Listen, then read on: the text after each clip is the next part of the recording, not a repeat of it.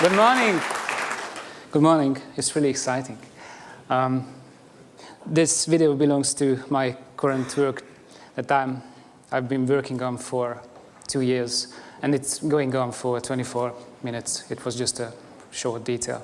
So I'm a photographer, and I've been doing always some kind of street photography, but I was never really into seeking those magical moments when things come and happen in a magical way and you capture the whole story on one photograph. But I was always interested in more the rest, the unimportant, ignored moments, because I think this enormous thing that always surrounds me and I'm never going to understand, it's always there. It's so amazing. It's a gift always, and it's in all the moments, and that's what I'm trying to capture.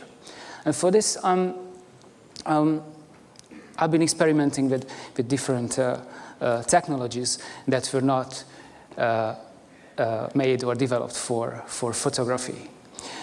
And I especially spent a lot of time with slit scan technique.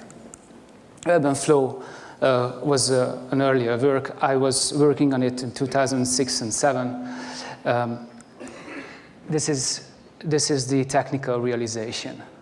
This is a desktop scanner. We know how it works. The sensor sweeps over the document. It scans it line by line. The lines come together, and we receive the digital ink copy of the document. If we move the document in front of the sensor, that's exactly the same thing. I took the sensor out from a scanner, I put it behind the camera lens and made a software that allowed me to make a pretty good control for this project. And instead of moving a document in front of the sensor, I let life moving in front of it and let life scanning itself on the images. You see the orange line in the middle representing the sensor. It captures only a 1 pixel wide slit, but it captures 600 of them every second. And at the bottom, you see how the image is building up. You see that everything which is crosses my line appears on the image. This is not a new thing. This technique was developed in the 1930s for photo finish cameras, and it's been the industrial standard for horse races and Olympic Games since then. Artists also used this technique from the 60s, but I really tried to push the envelope. It was the first camera. It was not really stable. I made it from a napkin box, so I made one with my father. And this is how the setup looks when I worked, and these are the results. I mean, it totally changes the space. And I was especially interested in the flow.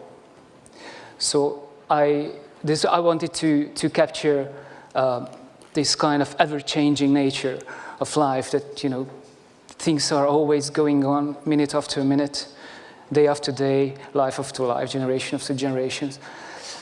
So I traveled to big cities where I could find spots where the traffic, the pedestrian traffic was massive enough to have this kind of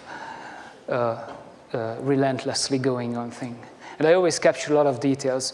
I love details. I preserve the personality of these people. So you see that they are real people.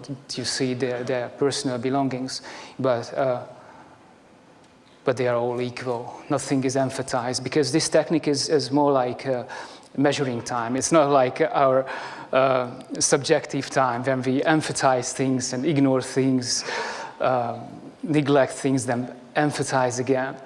It's like a clock. It's tick-tock. It's like recording everything accurately, relentlessly.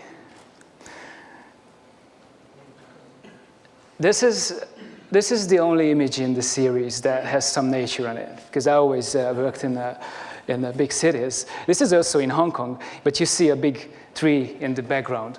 The back part is the trunk, and the upper part you see the leaves slightly moved by the breeze, and that's a bigger wind came and shaded the branches. And it's the same location. After the rain arrived, you see everyone is having umbrellas, and you can see the rain, not really probably on the screen, but on the print, they are really like fine scratches. This is probably not the most popular piece of the series, but I really like it because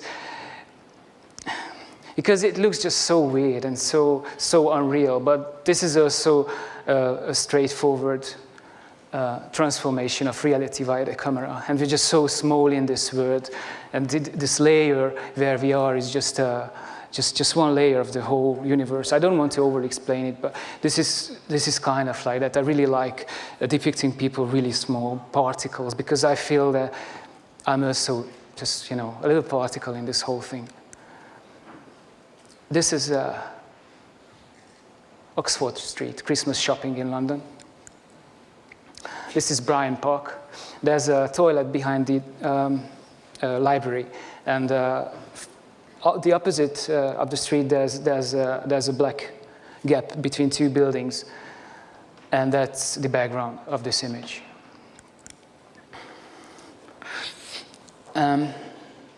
There's a really interesting effect that everyone is always heading to the same direction on these images. That's because the first information is always the nose, which is captured, and the images are always, these informations are always registered from the left to the right, and as the horizontal axis is about changes in time, it's not about left and right directions, it's about time, so people are actually walking backwards in time on the images and not left to right. But I really like this because it really looks like everyone is heading to the same destination. We are kind of following each other. And because I often think about how genuine choice we really have when we select our path. And then I wanted to step further. And I also wanted to make more photographic looking images. And one summer in New York, I realized that people stand portraits in the subway train when the train arrives, but it's a really short period of time. But I had the technique. I could scan the trains, and I made a test. I really liked the result, but I didn't have enough resolution, so I emailed a few factories who make line scan cameras for mass production, for assembly lines, for quality checking, and I purchased one of these, and I built a portable system around it because these cameras are obviously not for portable use, and I went back to New York to start scanning trains.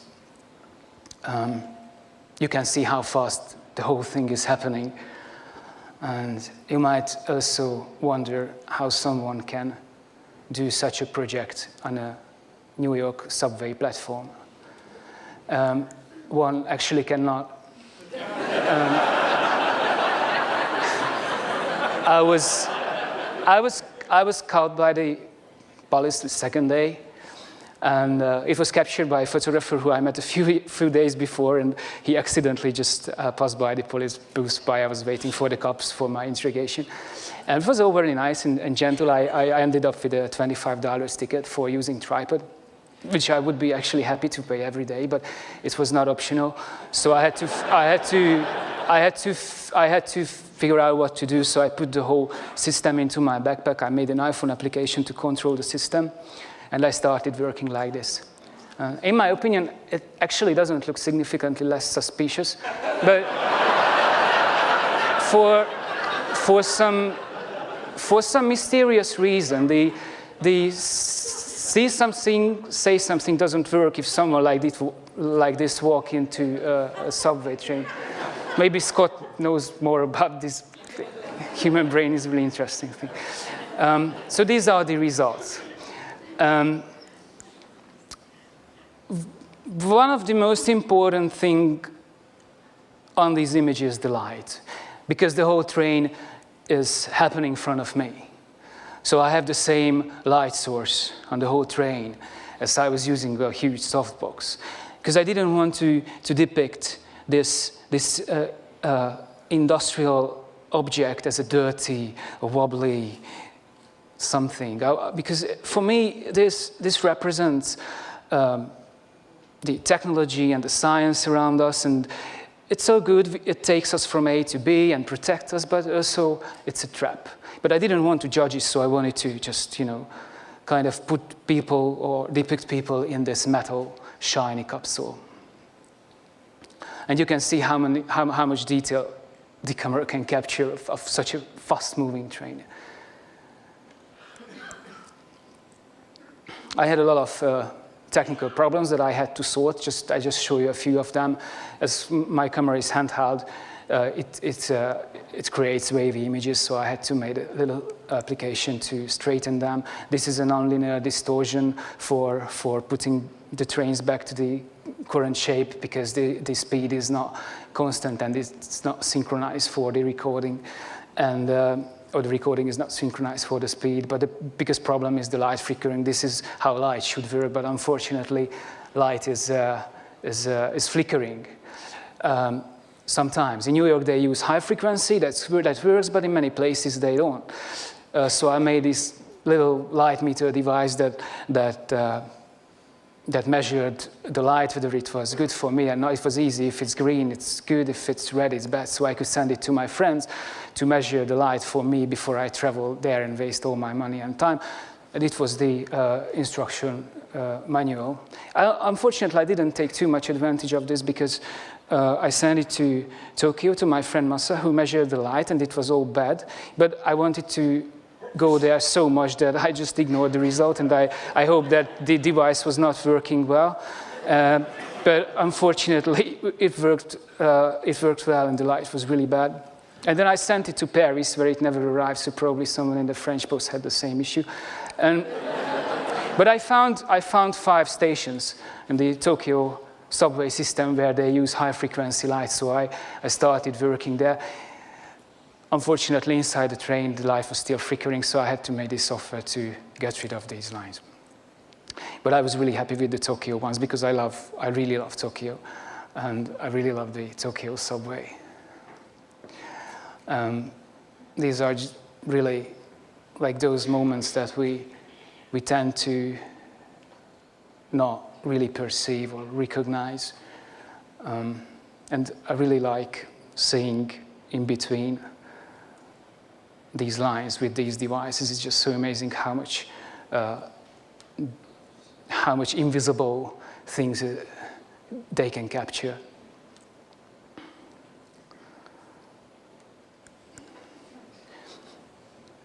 This is a train from Paris.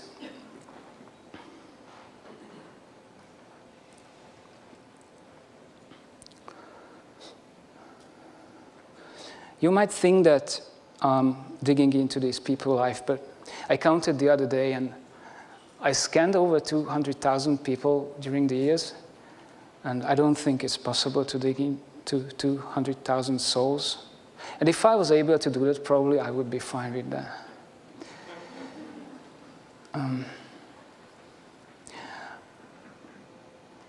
So lately, I've been working on a video project with a high-speed camera from Optronis. It's a slow-motion kind of thing, but I'm not really interested in slow motion. It's a kind of eye candy. Everything looks good in slow motion. It looks interesting. I'm interested in the area between still and motion. I think that I see a lot of tension there. It's a lot of interesting. It's a very interesting area, but it just nearly happens or nearly does not happen. This is how actually the prints look like in an exhibition.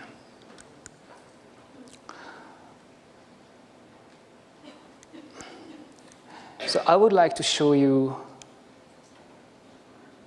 2 more details, because we have time for that. So this is more or less real time arriving to a platform. And this is a video that I just captured a few weeks ago.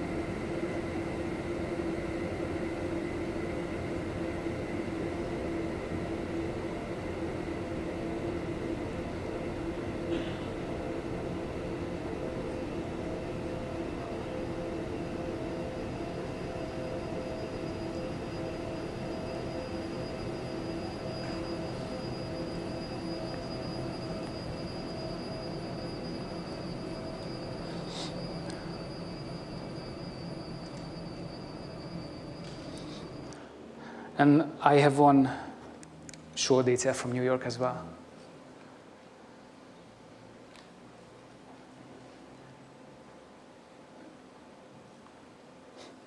Do I have it?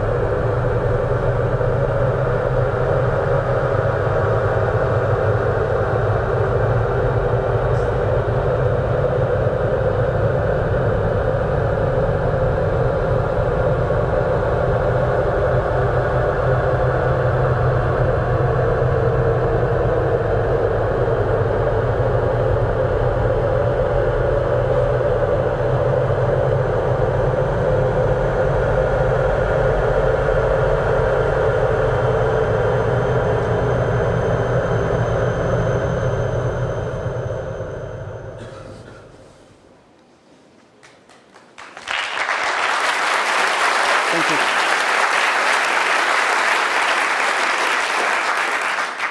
Yeah, I think this is what I wanted to show today. Thank you really much for listening. Unbelievable. Thank you so much, man. That's great.